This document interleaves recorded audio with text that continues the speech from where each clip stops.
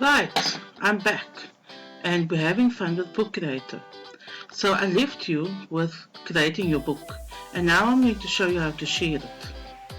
So when you look at the icons on top, I'm going to click on this read book icon and you can now read your book, page it. This is the way it would look, and if you want to publish, you have to go to the icon share. Click on the share button, right? You can download as an ebook, but you want to publish this online. So I'm going to publish a book. I'm going to give my book a title. So we're going to title this Dummy and publish book.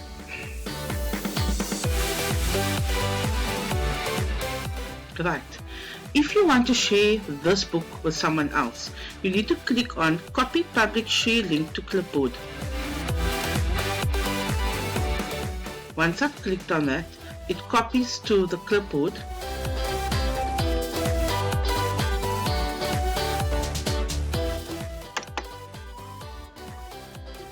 And as you can see, once I just look at the left corner of my screen, if I click Copy Public Share Link, and you'll see Copy to Clipboard. And then you can actually paste this link into any email that you want to email, or you can paste it into WhatsApp, or you can paste it anywhere, wherever you want to share it. And that's it. Let me just quickly go to my email so I can compose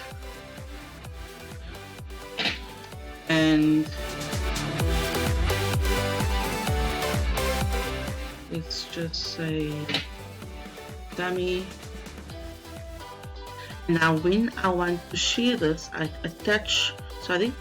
do not attach file. I go to insert link and I right click in this area, paste, and OK, and I've now emailed it to a friend and press send. And that's it, guys.